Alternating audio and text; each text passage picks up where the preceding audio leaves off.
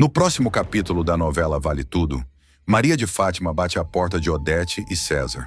Sem pudor, a jovem exige pensão. "Eu não vou abrir mão do que é meu", dispara, deixando César constrangido e provocando gargalhadas irônicas de Odete, que debocha da ousadia da moça.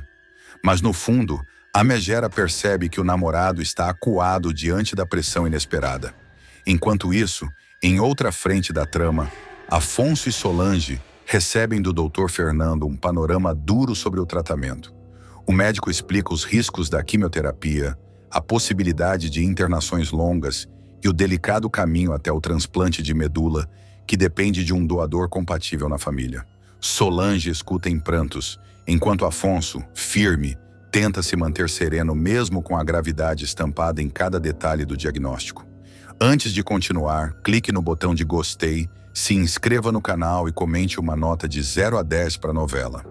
Dias mais tarde, Heleninha surge com os resultados dos exames de compatibilidade feitos por ela, Celina e Odete. Reunida com o irmão, entrega os papéis e avisa: "Os resultados chegaram e você precisa saber quem entre nós pode te ajudar." A sala se enche de expectativa e o silêncio revela o peso da decisão. Mas a trama guarda ainda mais veneno. Odete, sem escrúpulos, arma em segredo e manda um enfermeiro coletar sangue de Leonardo sem dar explicações a Ana Clara. A jovem, desconfiada, descobre o nome do laboratório e começa a investigar. Quando Odete finalmente abre o envelope com os exames do rapaz, seus olhos brilham de triunfo. Um sorriso enigmático surge em seu rosto. Aquelas informações escondem uma vantagem que ela já planeja transformar em arma. E é nesse clima de segredos e revelações que Afonso, de volta à sala da família, decide abrir o coração. Com a voz embargada, reúne todos e dispara: "Os filhos que Solange espera são meus. Quero que eles cresçam sabendo que o pai lutou até o fim." Solange segura a mão dele com força, enquanto Odete, contrariada, engole a indignação de ver a intimidade do filho exposta diante de todos. Freitas, sempre visto como um mero capacho, finalmente se cansa de ser humilhado e decide dar o troco no patrão. O resultado? Uma virada de jogo impensável que pode colocar de vez Marco Aurélio de joelhos diante de Odete Reutemann. Tudo começa com um pedido simples, quase ingênuo. Freitas, após anos carregando o peso das falcatruas da TCA nas costas, resolve procurar Marco Aurélio para pedir um empréstimo. Não se tratava de luxo nem de capricho. Ele queria apenas comprar uma casa modesta para a mãe, cansada de viver em condições precárias. O que ele recebe, porém, é o desprezo cortante de um patrão que o trata como lixo. Funcionário não tem que sonhar, Freitas. Sonho é privilégio dos donos, não dos serviçais. Dispara Marco Aurélio com aquele olhar gélido que já humilhou tantos outros. Ferido no orgulho e tomado por uma fúria silenciosa, Freitas decide que não vai mais ser peça descartável. Ele, que durante anos foi cúmplice de subornos, chantagens e falsificações, resolve virar o tabuleiro. Em silêncio começa a fotografar documentos sigilosos do escritório do patrão, escondido durante as madrugadas na TCA. Cada clique é um punhal contra o homem que sempre o tratou como nada. Essas fotos revelam um esquema bilionário de corrupção, envolvendo contratos fraudulentos de manutenção aérea, superfaturamento e laranjas internacionais. Mas o que realmente chama a atenção é que Marco Aurélio planejava usar parte desse material para armar um dossiê contra Odete Reutemann, tentando jogá-la na lama e desviar a atenção dos acionistas. O destino, porém, muda o rumo da guerra. Freitas coloca as provas nas mãos da própria Odete. A megera não perde tempo. Transforma o ex-assistente em seu informante pessoal, garantindo a ele proteção, dinheiro e, mais do que isso, poder. Odete sorri com ironia ao folhear os papéis. "Então, é assim que ele pretendia me atacar? Patético. Esse Marco Aurélio não passa de um amador com pretensão de rei. Mas agora ele vai aprender o que é cair em desgraça." Com a revelação, Marco Aurélio entra em desespero. O vilão, que sempre se achou invencível, vê sua própria criação desmoronar pelas mãos de quem mais subestimou. Para piorar, Mário Sérgio começa a farejar traição e passa a vigiar Freitas de perto. O jogo de gato e rato se intensifica e o assistente precisa se mover com cuidado. Qualquer deslize pode custar sua vida, mas a virada vem com força. Em uma jogada ousada, Odete não apenas recompensa Freitas com uma fortuna milionária, como também o coloca no topo da TCA. Ele é nomeado novo CEO, substituindo Marco Aurélio diante de todos os acionistas. A humilhação é pública, devastadora. De um lado, Freitas, engravatado, recebendo aplausos dos investidores. Do outro, Marco Aurélio, expulso como um criminoso, acusado de desviar milhões. Sem um tostão, sem prestígio, sem aliados. O homem que sempre tratou todos como empregados agora é rebaixado ao papel de servo. A virada não para por aí. Freitas passa a saborear sua vingança de forma cruel. Ordena tarefas humilhantes ao ex-chefe, transformando-o em motorista particular. Faz exigências desnecessárias, apenas para vê-lo se curvar. Vai buscar meu carro, Marco Aurélio, e não se esqueça de abrir a porta para mim. Afinal, é o mínimo que espero de um motorista. Marco Aurélio, rangendo os dentes, obedece. Mas seu olhar de ódio denuncia que essa guerra ainda está longe de terminar. A vingança de Freitas reacende a chama sombria no coração do vilão, que promete voltar por cima, custe o que custar. Enquanto isso, os corredores da TCA fervilham. A ascensão meteórica de Freitas intriga os funcionários, divide opiniões e alimenta boatos. Muitos não acreditam que um homem que sempre foi sombra agora possa comandar o império de aviação. Outros, porém, enxergam nele a chance de moralizar a empresa, mesmo que sob as mãos de Odete. Odete Reutemann, por sua vez, se diverte com o caos. Eu criei um monstro, Marco Aurélio, e agora você vai aprender a rastejar. A tensão explode quando Marco Aurélio, humilhado, começa a arquitetar sua volta. Ele se recusa a aceitar o papel de fantoche e promete vingança contra Freitas e Odete. Mas fragilizado, sem dinheiro e sem prestígio, terá que se reerguer das cinzas. Freitas, por outro lado, saboreia cada instante de poder. O homem que vivia nas sombras agora brilha sob os holofotes, mas sabe que sua posição é instável. Um passo em falso e ele poderá ser derrubado pela própria Odete, que jamais mantém um aliado por muito tempo. Marco Aurélio, reduzido a motorista do próprio ex-assistente, começa a sentir o peso da humilhação corroendo cada fibra de sua vaidade. A cada ordem seca de Freitas, ele reprime a fúria e guarda para si um ódio crescente. O homem que um dia ditou as regras da TCA agora precisa se levantar mais cedo para engraxar o carro de luxo que não lhe pertence mais. Nos bastidores, a imprensa começa a noticiar sua derrocada. Manchetes surgem. Ex-presidente da TCA é flagrado servindo como chofer de executivo. O vexame atinge proporções devastadoras. Leila, envergonhada com a situação do marido, começa a se afastar. Os amigos poderosos de outrora fecham as portas. Até os funcionários que antes tremiam diante dele, agora cochicham pelos corredores, rindo de sua queda. Marco Aurélio, porém, não é homem de aceitar o papel de derrotado por muito tempo. A cada humilhação, ele planeja em silêncio o contra-ataque. Freitas, por sua vez, saboreia sua ascensão. Nomeado CEO, passa a usar ternos caros, ocupa salas luxuosas e recebe convites para jantares de gala que antes só acompanhava à distância. O ex-assistente agora dá ordens a diretores, fecha contratos milionários e recebe afagos da imprensa como o homem que salvou a TCA de um colapso moral. Mas por trás dos flashes, a verdade é outra. Odete Reutemann é quem realmente conduz os fios, deixando claro a cada reunião particular que ele não passa de uma peça substituível. Em um desses encontros, Odete solta sua ironia venenosa.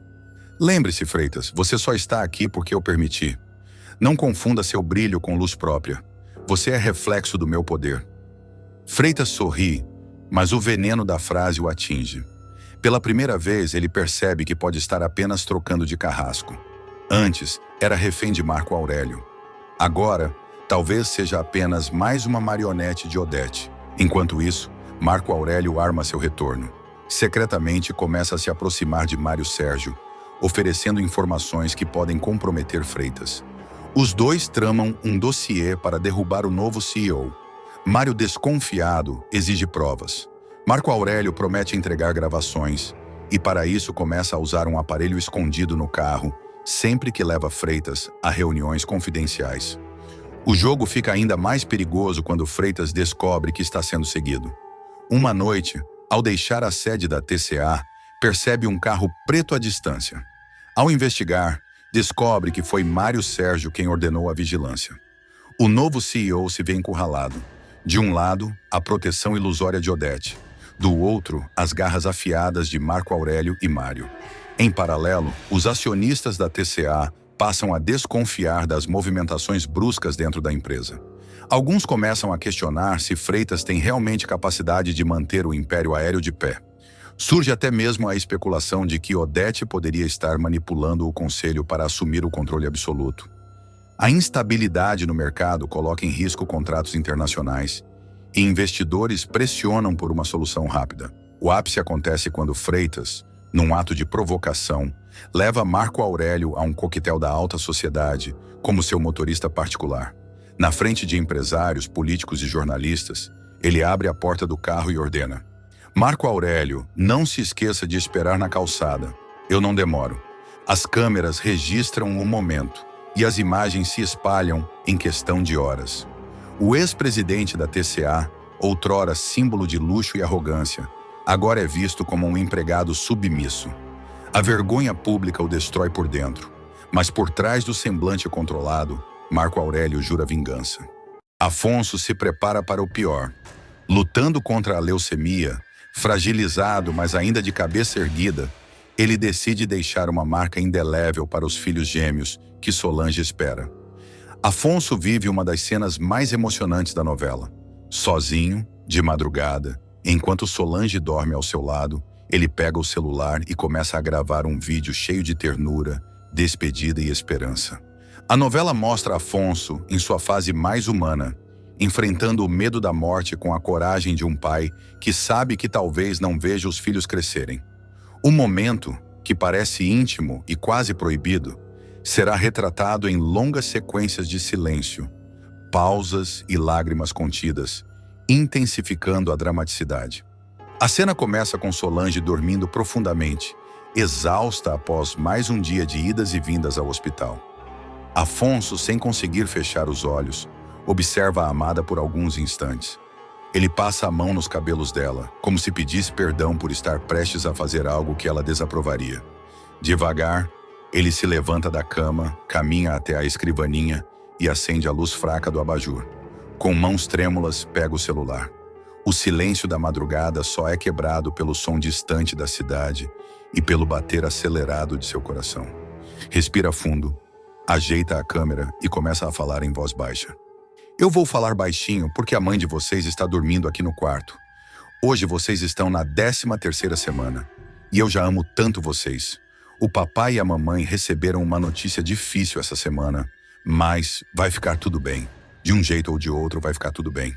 E se vocês estão vendo esse vídeo, é porque acabou ficando tudo bem, de um outro jeito. Pode ser que eu não esteja aqui para tudo, mas eu quero que vocês saibam que o papai sempre sonhou com esse momento. Afonso, com a voz embargada, deixa que algumas lágrimas escorram. Ele fala como se os filhos já estivessem ali, ouvindo cada palavra. Eu queria estar com vocês no primeiro dia de escola. Queria estar quando vocês levassem um tombo e corressem para o colo da mãe. Queria estar no aniversário de cada um, cantar parabéns, apagar velas junto. Mas pode ser que eu não esteja. E se eu não estiver, eu quero que vocês saibam que eu já amava vocês desde antes de ver o rostinho de cada um. Vocês são o meu maior presente. No meio da gravação, ele se lembra de Solange. O olhar se enche de orgulho e carinho. A mãe de vocês é incrível. Ela é de rocha. Pode ser que ela não seja de pelúcia, a mais fofinha sempre, mas é porque carrega o peso do mundo para proteger vocês. Não deixem ela enganar vocês com esse jeitão durão. Ela é puro amor, e vocês vão descobrir isso cedo. Eu só peço uma coisa: cuidem dela por mim. Protejam ela como eu sempre quis proteger. Enquanto ele fala, a câmera capta Solange se mexendo na cama. Ela desperta lentamente estranha a ausência de Afonso e se levanta. Ainda sonolenta, caminha até ele e flagra a gravação. Com firmeza, segura a mão dele e interrompe. Nossos filhos nunca vão ver esse vídeo, Afonso.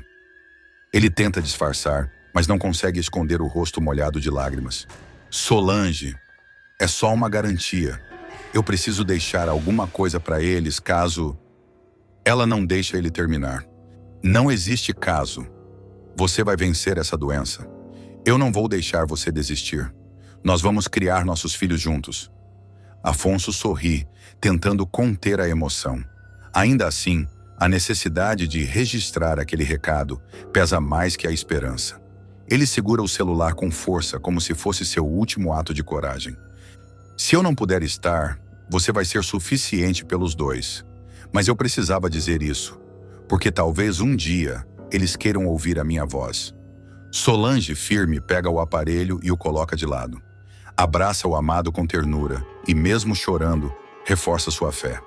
Você vai estar com eles, Afonso. Vai estar. Amanhã, quando você entrar naquela sala para começar a químio, eu vou estar lá. Eu vou segurar sua mão.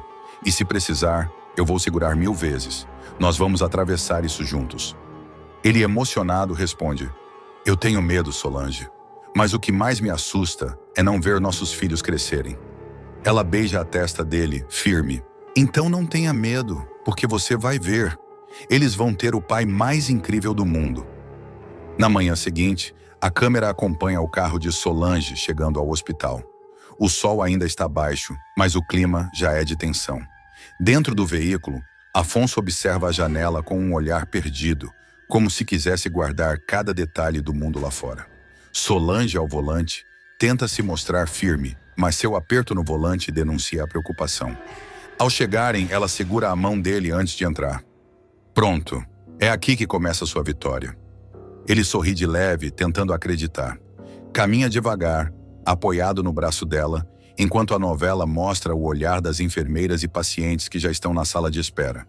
O ambiente é silencioso, repleto de gente que carrega a mesma luta. Uma enfermeira simpática orienta Afonso a colocar a pulseira de identificação. Ele senta na poltrona branca e o som do plástico do embrulho dos equipamentos ecoa. O público vê o detalhe do braço dele sendo preparado para a agulha, o álcool esfregando, a tensão estampada nos olhos. Solange permanece ao lado sem desgrudar. Eu vou estar aqui o tempo todo, me ouviu? Não solto sua mão nem que o mundo acabe. Afonso segura a mão dela com força e a câmera fecha nesse gesto. Ele respira fundo e, quando a agulha é inserida, deixa escapar um gemido baixo. É só o começo, né? Ele pergunta. A enfermeira responde com delicadeza. É o primeiro passo, Afonso. Cada gota aqui é uma batalha vencida. Enquanto o soro começa a pingar lentamente, a novela dá espaço para um monólogo interno de Afonso, narrado em off, enquanto a câmera mostra seu rosto pensativo. Eu nunca pensei que estaria aqui tão cedo. Sempre achei que teria tempo. Tempo de sobra para construir, para viver, para amar. Mas a vida me trouxe para essa cadeira. E mesmo assim, eu não vou desistir. Porque agora não é só por mim. É por Solange. É pelos meus filhos. É pelo futuro que eu ainda quero ter. As palavras são acompanhadas por flashbacks rápidos. Cenas dele rindo com Solange. A descoberta da gravidez. O abraço de reconciliação. Tudo isso enquanto as gotas do soro seguem, uma a uma, como um relógio que marca o tempo de vida. Em determinado momento, Afonso fecha os olhos, cansado. Solange acaricia o cabelo dele e fala baixinho. Sabe o que eu tô pensando? Que daqui a alguns anos a gente vai rir disso. Vamos contar para os nossos filhos como foi a primeira vez que você fez quimioterapia e ficou morrendo de medo. Eles vão rir, Afonso. Eles vão rir porque o pai deles venceu. Ele abre os olhos e olha para ela emocionado. Você acredita tanto assim em mim? Mais do que você imagina. E se te faltar força, eu coloco a minha junto. Nós vamos sair daqui de cabeça erguida. A sessão segue e o tempo parece arrastar. Ao final, quando a enfermeira retira a agulha, Afonso solta um suspiro profundo. Está exausto, mas um sorriso discreto aparece em seus lábios. Foi só o primeiro, mas eu consegui. Solange segura o rosto dele com as duas mãos. E você vai conseguir todos, um por um. Eu acredito, Afonso. Eu acredito. Ele, ainda frágil, a abraça. O público sente que, mesmo diante da dor, a esperança ainda respira.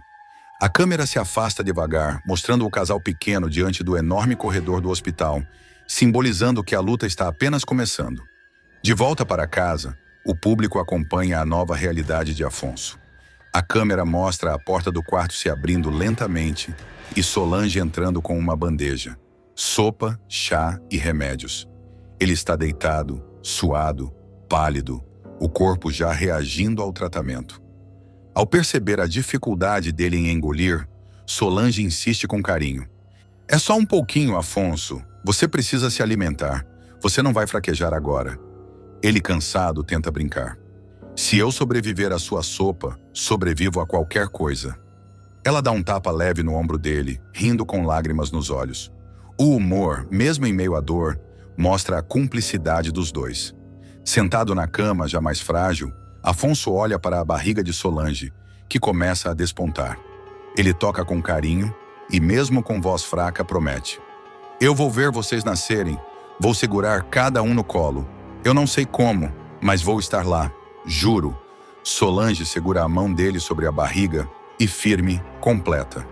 E eu vou te lembrar dessa promessa todos os dias, até o último.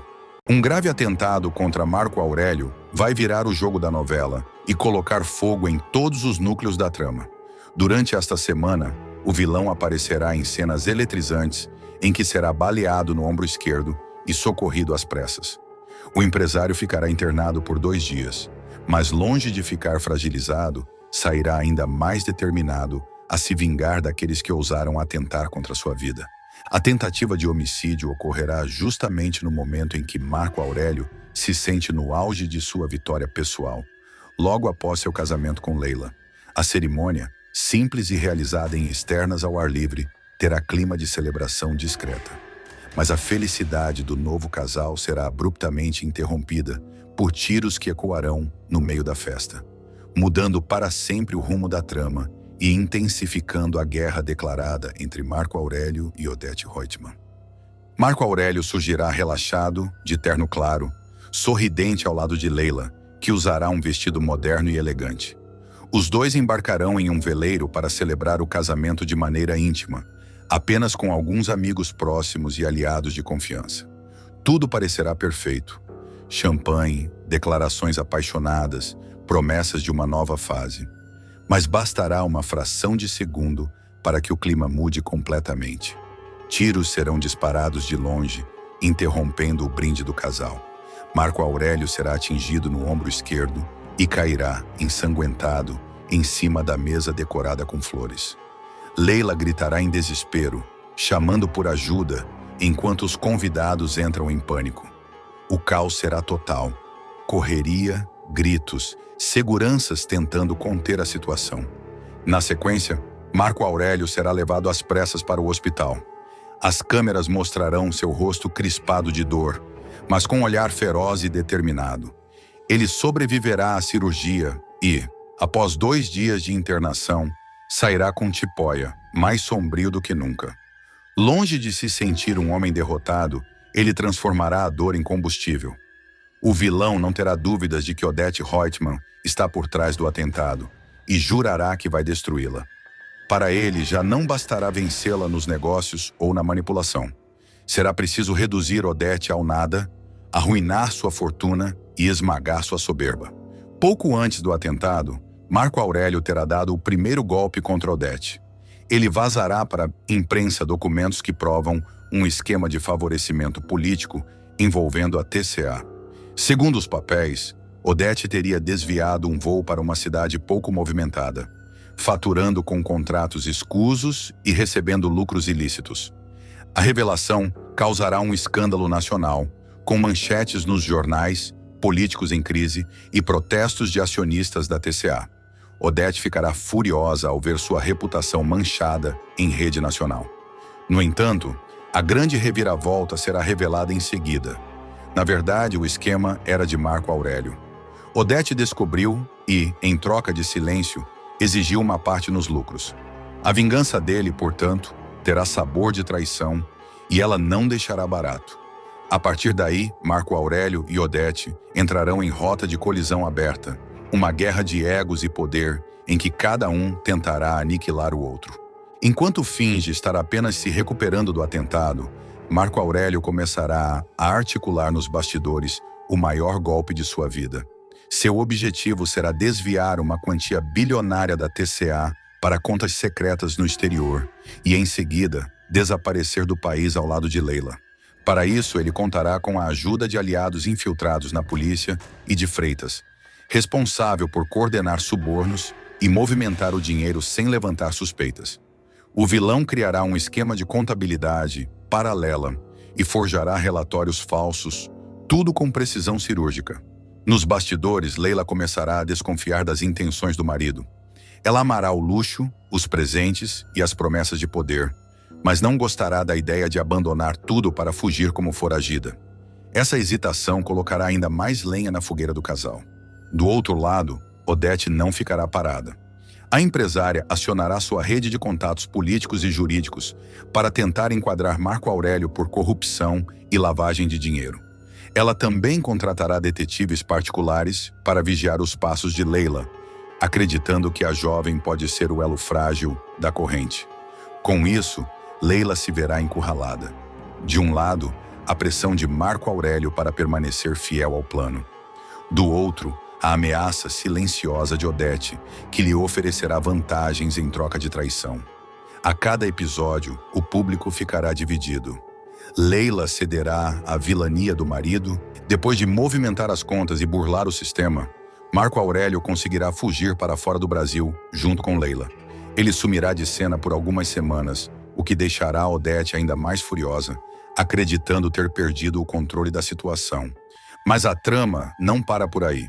Marco Aurélio voltará mais frio, meticuloso e vingativo do que nunca. Desta vez não terá apenas ambição financeira.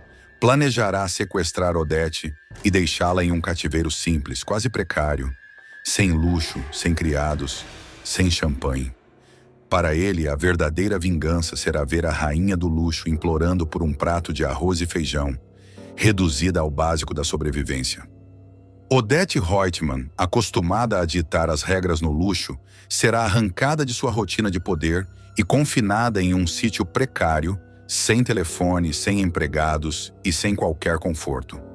Marco Aurélio, calculista, providenciará apenas o mínimo para mantê-la viva. A vilã, pela primeira vez, sentirá o peso da vulnerabilidade. Orgulhosa, recusará a princípio até mesmo a comida simples que lhe oferecerem, mas os dias de fome e fraqueza quebrarão sua altivez. A grande matriarca da TCA implorará por um pedaço de pão. Essa humilhação será a vingança perfeita para Marco Aurélio, que vibrará ao ver a mulher que sempre a tratou como peão se reduzir a uma prisioneira indefesa. Mas Leila não suportará a escalada da violência. Ao ver Odete no estado deplorável, começará a questionar se fez a escolha certa ao se unir a Marco Aurélio. No início, tentará negociar com o marido, pedindo que acabe com aquilo antes que a situação fuja do controle. Marco Aurélio, tomado pelo ódio, reagirá com frieza. Você não entende, Leila. Não é só sobre dinheiro, é sobre quebrar essa mulher. Ela me quis morto. Agora vai provar do próprio veneno. Esse será o ponto de ruptura para Leila, que passará a planejar um contra-ataque silencioso. Enquanto isso, Afonso, cada vez mais fragilizado pela doença, mas ainda lúcido, começará a desconfiar do sumiço repentino da mãe. Ele contará com Celina, que se mostrará a única disposta a investigar a fundo. Diferente de outros personagens, Celina não terá medo de confrontar Marco Aurélio e pressionará Leila. Leila, eu sei que você está escondendo alguma coisa. Odete não desapareceria sem deixar rastros. Onde ela está? Questionará incisiva. O nervosismo de Leila será suficiente para despertar suspeitas ainda mais fortes, e Afonso decidirá contratar investigadores independentes. As pistas finalmente levarão Afonso e Celina até o sítio. A cena será impactante. Odete, debilitada, com roupa simples e rosto abatido, olhará com fúria e vergonha para os filhos, sem admitir de imediato a própria fragilidade. Marco Aurélio surgirá armado, impedindo qualquer tentativa de resgate.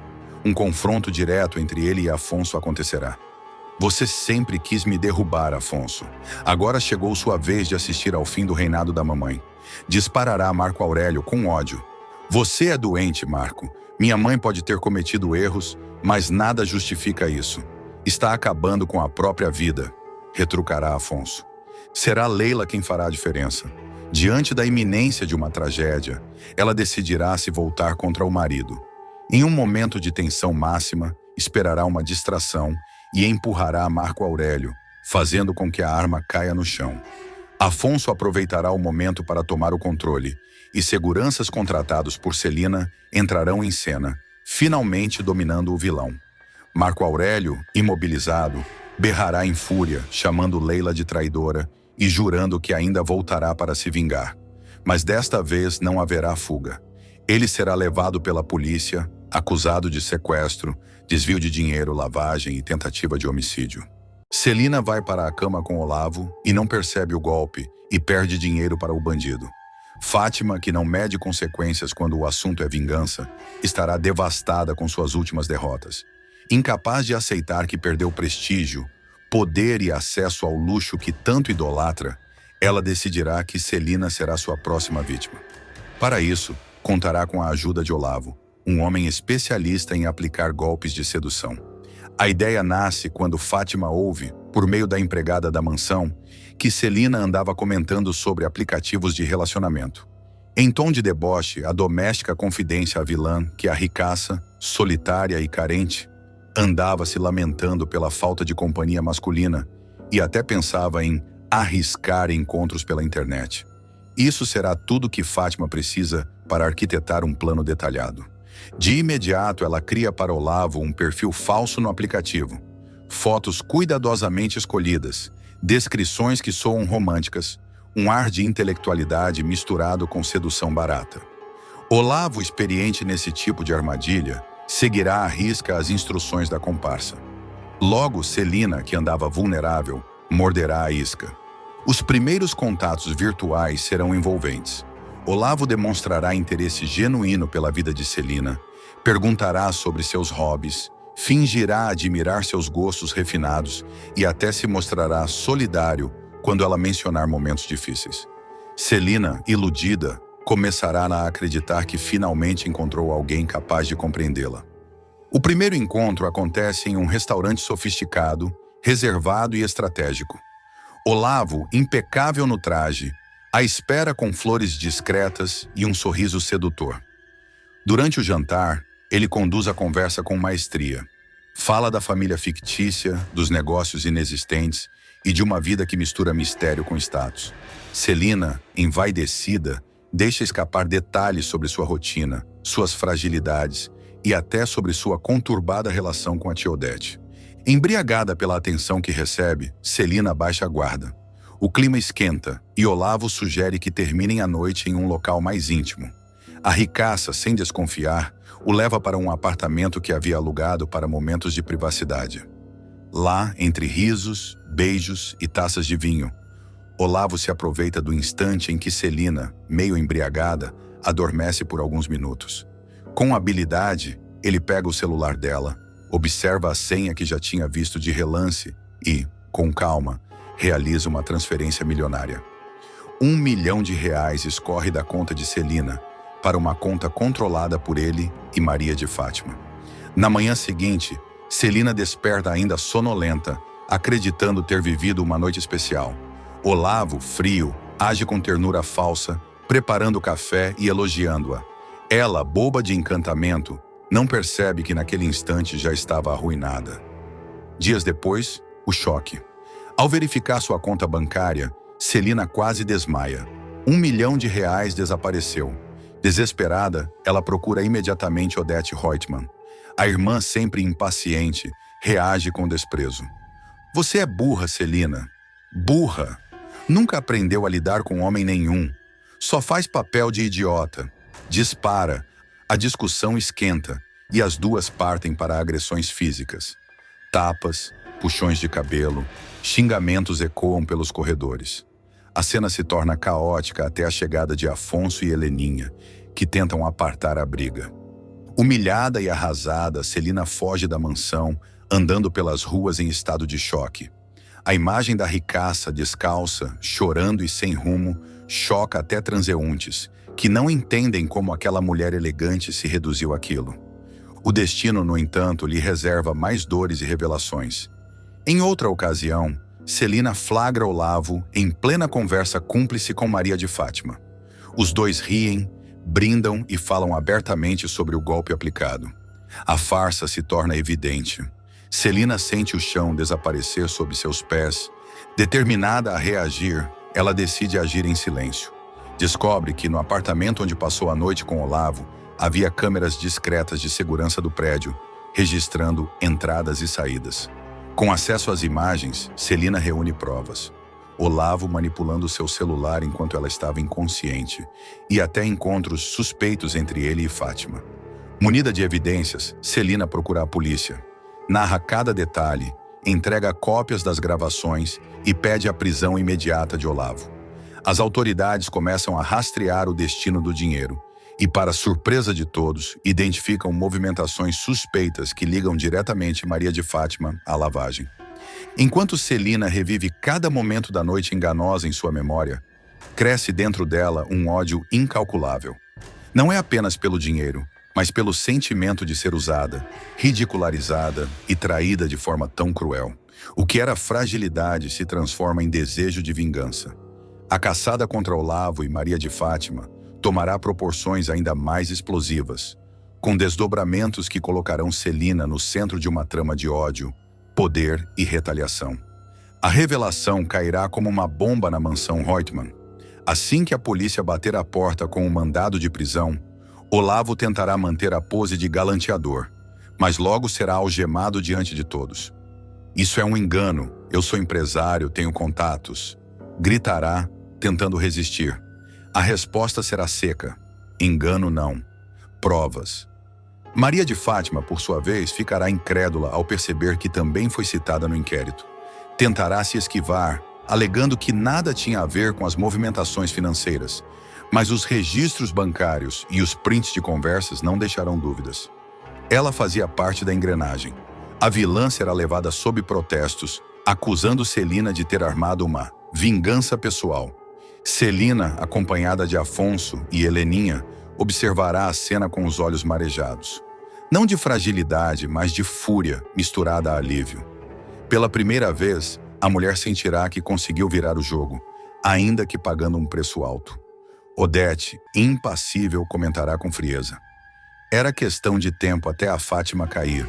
E você, Celina, aprenda. Quem dorme com vigarista, acorda sem fortuna. Nos corredores do presídio, Maria de Fátima se revoltará, prometendo que aquilo não ficará barato. Olavo, desesperado, perceberá que foi usado pela própria parceira de crime. Os dois trocarão acusações dentro da cela, abrindo mais uma frente de intrigas. Enquanto isso, Celina se recolherá em sua solidão. Apesar da vitória parcial, a dor da humilhação e do abuso de confiança ainda a corroerá. Ela jurará para si mesma que não descansará enquanto não destruir por completo Maria de Fátima. Nem que para isso precise enfrentar Odete cara a cara. A notícia da prisão de Olavo e Maria de Fátima correrá pelos jornais, sites e redes sociais. Manchetes estamparão. Golpista sedutor e socialite caem em esquema milionário. As imagens dos dois sendo levados algemados ganharão repercussão imediata. E a sociedade começará a comentar sem parar. Celina, mesmo abalada, ganhará certa simpatia pública. Repórteres tentarão entrevistá-la na saída da delegacia e ela, com a voz embargada, dirá: "Fui enganada, mas não vou me calar. Eles vão pagar por tudo que fizeram comigo." A fala viralizará e transformará Celina, por um breve instante, em símbolo de resistência contra abusos e golpes. Odete, porém, não perderá a chance de humilhar a Celina. Em uma reunião, soltará com ironia: "Celina, a mártir dos aplicativos, precisamos agora temer que os nossos segredos caiam na internet também?" O sarcasmo provocará risadas discretas, mas Afonso, incomodado, repreenderá diante de todos: "Chega, Odete, você pode ser poderosa, mas crueldade não é sinônimo de força." O embate deixará o ambiente pesado. Dentro da cadeia, Fátima não aceitará a condição de derrotada. No primeiro contato com um advogado, já começará a planejar sua saída. Eu não vou apodrecer aqui, vou sair, vou reconstruir minha vida e vou acabar com a Celina, nem que seja a última coisa que eu faça. Olavo, por outro lado, desmoronará. Sentirá na pele que foi apenas um peão no tabuleiro de Fátima, usado e descartado, e começará a pensar em delatar a comparsa em troca de benefícios. A tensão só aumentará quando Celina descobrir que parte do dinheiro transferido já havia sido lavado em nome de empresas fantasmas. A revelação colocará Fátima e Olavo no mesmo balaio, abrindo caminho para um novo escândalo que pode comprometer ainda mais a alta sociedade.